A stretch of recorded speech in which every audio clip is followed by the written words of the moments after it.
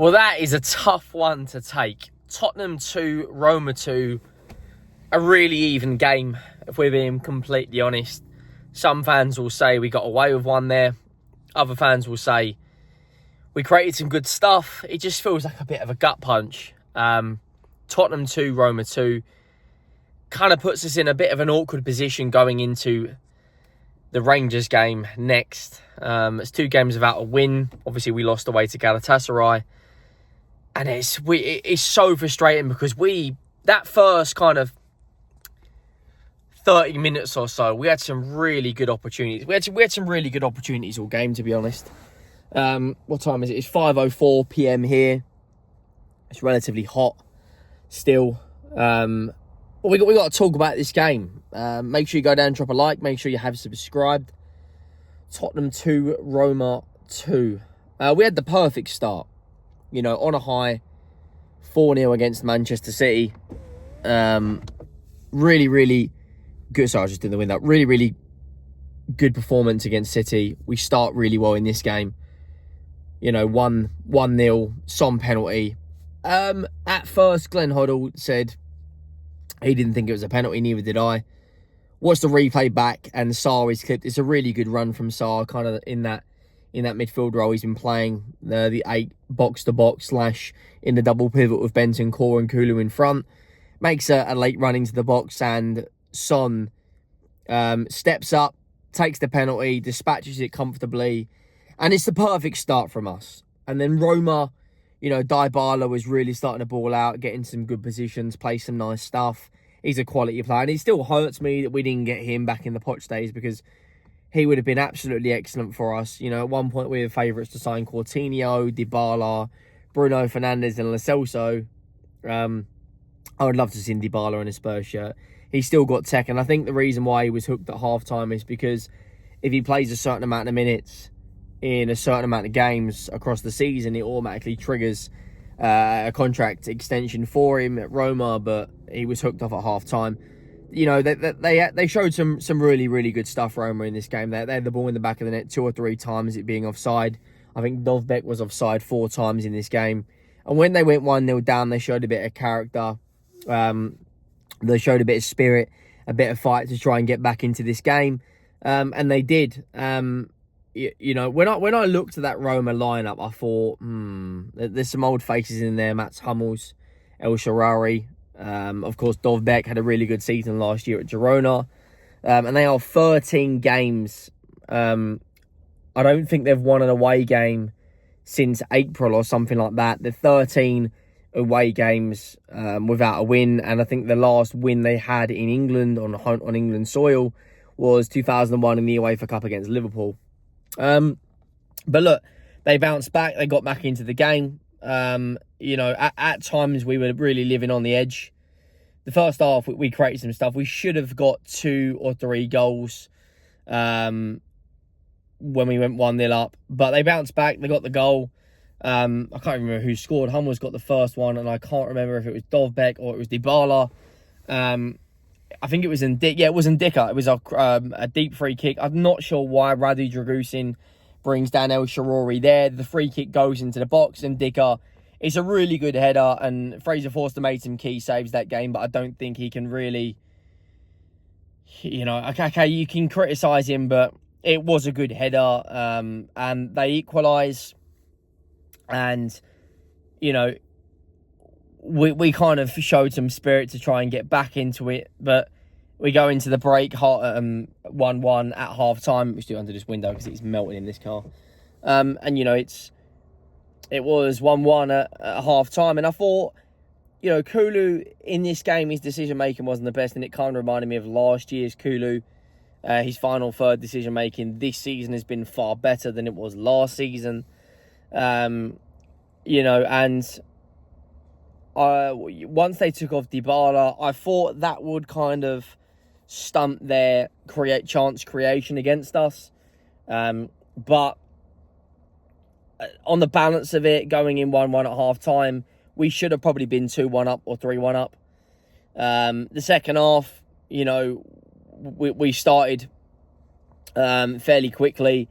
We did make some second half changes. We brought on Bergvall, we brought on Werner, we brought on Bissouma, we took off Son, we took off Sarr, and we took off, I think it was Brennan Johnson.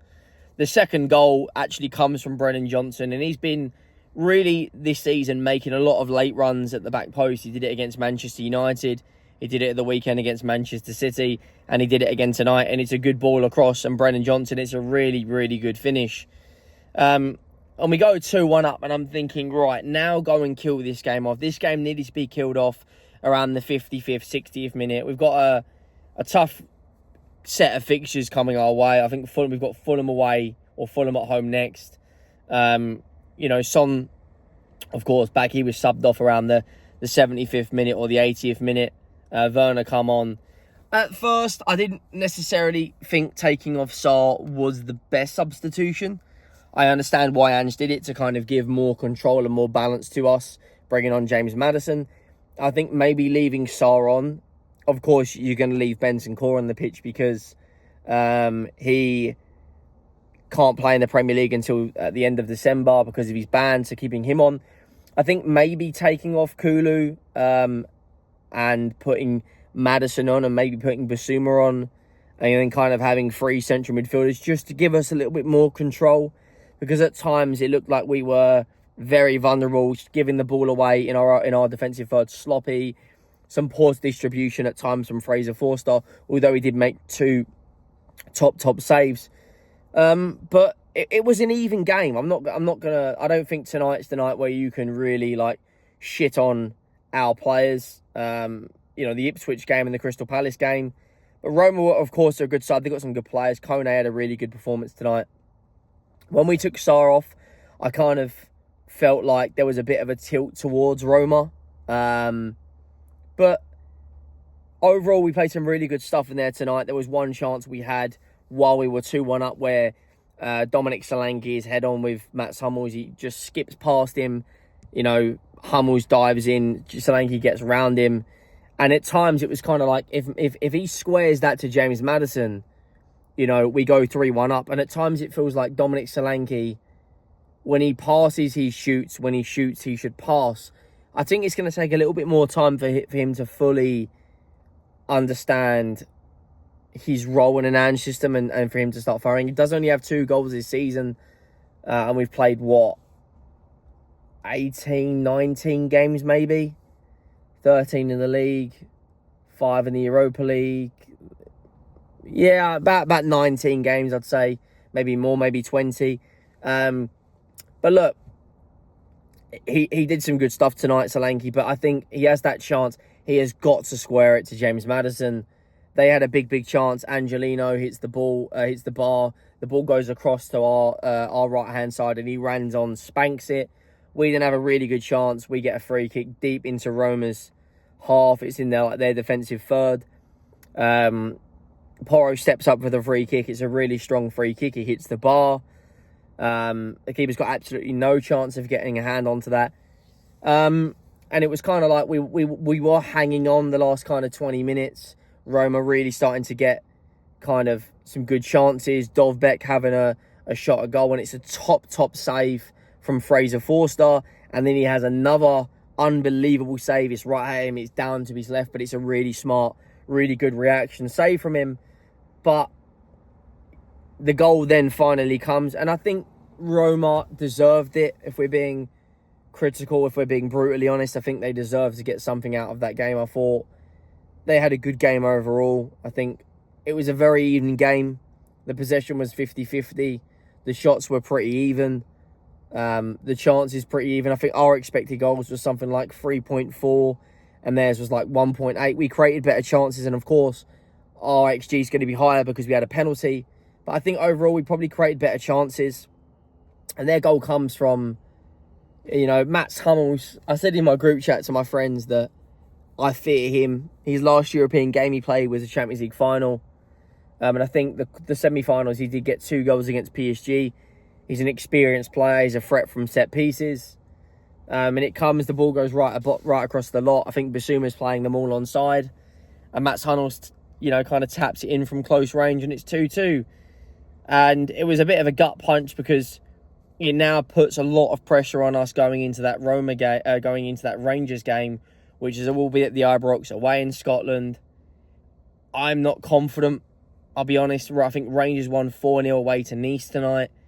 If we lose that game, it puts us in a really tough position for the last two games, albeit the last two games are, we should still comfortably qualify. But that Ibrox Stadium will be bouncing. We are even with Rangers on points. I think they've got a better goal difference than us. I think we've got Elfsborg, and I cannot remember who the last game is. But we've played 5 in the Europa League. I think we've got 10 points. We've won 3, drawn. Lost to Galatasaray, beat AZ Alkmaar, beat Fenerbahçe, beat Karabag, and we lost to Galatasaray. So yeah, we drew tonight. We've won 3, drawn 1, lost 1. So yeah, we are on 10 points. If we don't beat Rangers, that's going to be tough. I'm not going to lie. If we come out of that without a defeat, it just means that we absolutely have to win our last 2 games, which would then put us on 16 points. If you offer me a draw right now against Rangers, no, we have to win that. I probably wouldn't take it. But look, some positive things tonight, some negative things tonight. Positives, we created a lot of chances. Sarr looked good. I think Archie Gray, a lot of the things went down his side. I think overall, I think he did one really good recovery. Ben Davies had a good performance. But considering we had no Romero, considering we had no Van der Ven, no Udogi, 3 of our main back 4 were out of this game. We did consider a handful of chances, though. Positives, Sarr was good for me. Solanke had a pretty good performance. Maddison looked quite good when he come on. Brennan Johnson, of course, again, another goal. What a season he's having. Negatives, we just, probably a 15 to 20 minute period in that second half. It wasn't good enough. We didn't get control of the game. We, lacked a cutting edge, and we, gifted them some key chances.